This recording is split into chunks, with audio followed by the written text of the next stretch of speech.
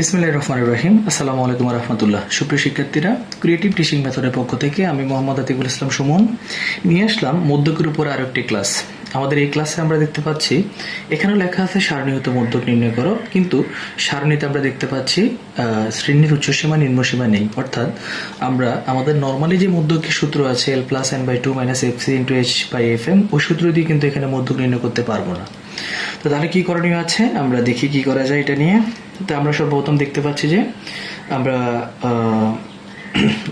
শ্রেণীর জায়গায় আমরা আমাদের ওই উচ্চতাগুলো বসিয়ে দিব। কত আছে? 50, 60, 70 এবং গণসংখ্যা আছে 6, 10 এবং কত 5। তো 6 আর 10-এ সাধারণত ক্রমযোজিত গণসংখ্যা কত হবে? 16। 16 আর 5-এ কত হবে? 21। তো আমরা লিখলাম n = কত? 21। তাহলে এই হলো যে আমাদের সারণী।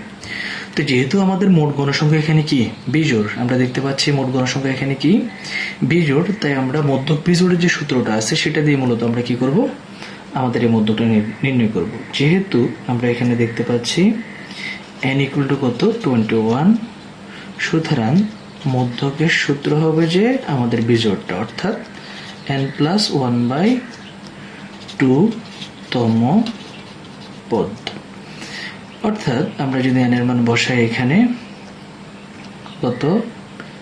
21 + 1/2 তম পদ। তাহলে 21 আর 22/2 তম পদ। তাহলে 22-কে যদি আমরা 2 দ্বারা ভাগ করি কত হচ্ছে? আমাদের 11তম পদ। 11তম পদ কত আছে দেখেন তো একটু করে, কোন জায়গায় আছে?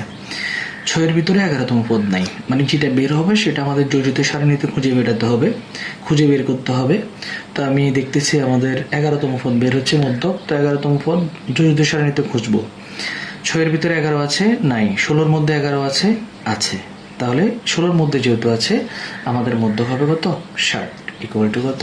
60। তাহলে আমাদের মধ্যক কত? 60। আশা করি বুঝতে পেরেছেন। আমরা মধ্যক জোড় এবং বিজোড়ের সূত্র ব্যবহার করে মূলত কি করব, যখন আমাদের শ্রেণীতে একটা সংখ্যা থাকবে তখন আমরা মধ্যক জোড় বিজোড়ের সূত্র দিয়ে আমরা মূলত সমাধান করব। ঠিক পরবর্তী অঙ্কতে যাই আমরা।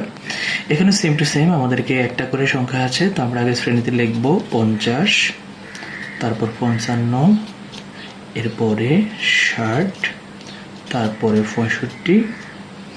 গণসংখ্যা লিখব 5, 5-এর পরে কত? 8, 10 and 3। ক্রমযোজিত গণসংখ্যা নির্ণয় করতে আমরা পারি 5, 8 আর 5-এ কত? 13, 13 আর 10-এ 23, 23 আর 3-এ কত? 26। তাহলে n = 26।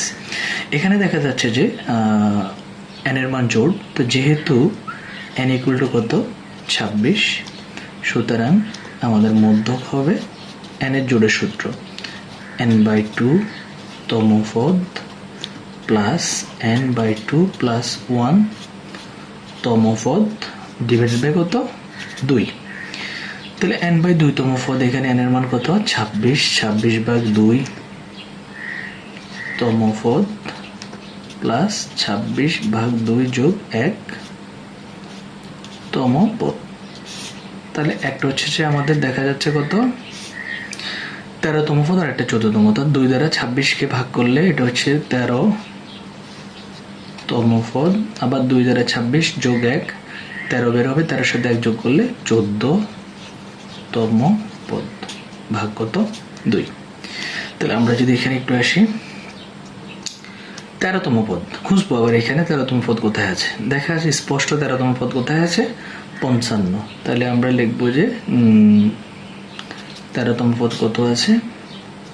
55 প্লাস 14তম পদ। তাহলে 14তম পদ আছে 23-এর ভিতরে, অর্থাৎ 60 ভাগ কত?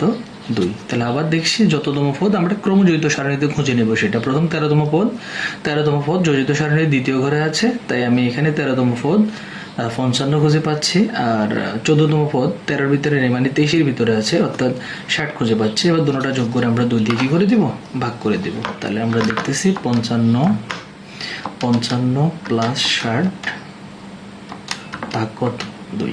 আমাদের মধ্যক আমরা পেয়ে গেলাম 57.5। আশা করি আমার শিক্ষার্থীরা বুঝতে পেরেছে আমাদের মধ্যক যখন শ্রেণীতে একটা করে উপাত্ত দেওয়া থাকবে কিভাবে মধ্যক বের করে। এক জায়গায় মধ্যকের জোড়ের সূত্র ইউজ করব, আরেক জায়গায় মধ্যকের বিজোড়ের সূত্র ইউজ করব। তবে সেটা কিভাবে করব, এন এর মানের উপর নির্ভর করে। এন এর মান বিজোড় হলে বিজোড়েরটা, এন এর মান জোড় হলে জোড়েরটা। থ্যাংক ইউ সাথে থাকার জন্য। ধন্যবাদ। মনোযোগ সহকারে পরবর্তী ক্লাসগুলোতে আমাদের সাথে যোগদান করবেন। আল্লাহ হাফিজ। আসসালামু আলাইকুম ওয়া রাহমাতুল্লাহ।